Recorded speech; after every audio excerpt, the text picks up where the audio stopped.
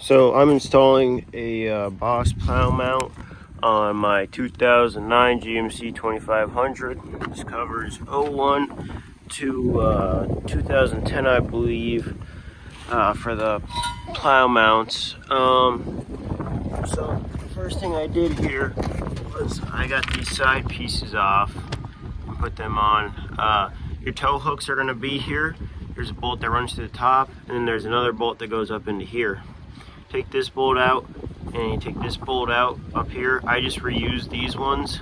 And then up in here, you're gonna wanna get, I'll leave the diagram in the description, link to it or something.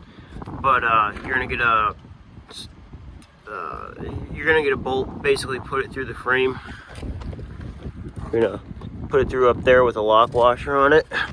Put another lock washer with a locking nut. Tighten that down real good. Do it on this side. Same thing over here with this one. We got that one mounted up.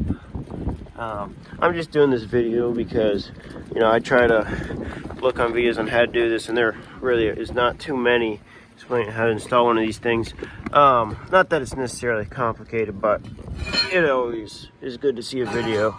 So anyways, now we're gonna get this center beam put up and bolted in from here and here, and the bolts are going to go, you know, in like this, and nuts on the back there.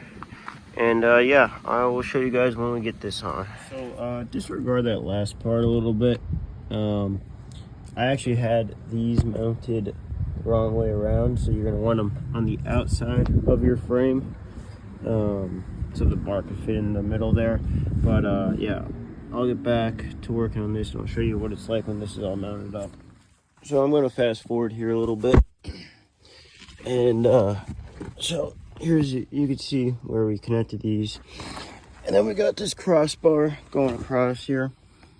This is where the plow hooks into. You know, we got that and that. And I already cut this side out. You're going to want to sawzall this. I try to take it as wide as I can. On these GMCs though, they got this license plate cover, so just try and cut it, you know, as far as you can without really digging into this. You might have to. I haven't tested it yet.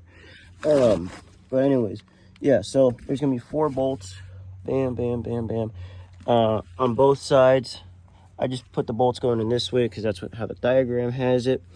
And then just impacted the shit out of them. Right, and then it'll come back to these connectors, and I think these are grade 8 bolts. You need 4 of them. You can see they're coming out right there, right there, right there, and right there. Cool. So as you can see underneath right now, okay, this is where the original like guard for down here sat.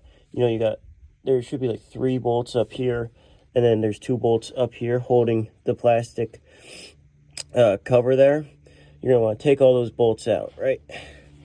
And then, like I said, you're gonna connect this piece to the center piece you just connected. 4 bolts, 4 bolts. These things are heavy, so if you have a person to give you a hand, that works. But also a jack, some wood blocks, any of that would help getting this up. I just used a jack and some wood blocks, and that worked fairly well. And so this has 3 main holes, here, here, and one down on the end. And basically what you're gonna want to do is sneak your fucking bolt right down in through there and have it come down. Put the bolt on top. I still gotta tighten this one down and the one in the middle. And then on the top of this this beam right here, right, there's a little hole right above the bolt. So you could either slide the bolt down there or whatever, but then you're gonna want to throw your socket in there, your wrench in your socket, get it on top, and then impact the piss out of this so it's not spinning like it is. I did it over on this one. You can see that's not going nowhere. And then the 2 bolts that came off of the shield that was down here, splash guard or whatever, you're just going to want to throw those in on the sides in their original holes. Those will mount up good. I will tell you, these are a bit of a pain in the ass just because there's really not a lot of room, as you could see. I was able to get that other side with a locking pair of pliers and just I was able to just get lucky with it. But this center one, you're definitely gonna need the socket on top and torque it down.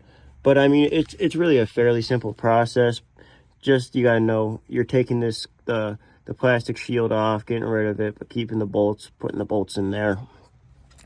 Other than that, I mean, it's fairly straightforward. Make sure you get locking nuts, you know, with the nylon. Those are the best. And for cutting out these holes, you could try and use a razor blade if you really want to. It's not the best. I found either like a Sawzall or a grinder, and that'll get you your best results. It's not pretty, but you know, it'll do the job. And yeah, so when I get the wiring harness shipped in for this thing, I'll do a video on that. Just the basics, you know. I don't really know what I'm doing, but I'm figuring it out as we go.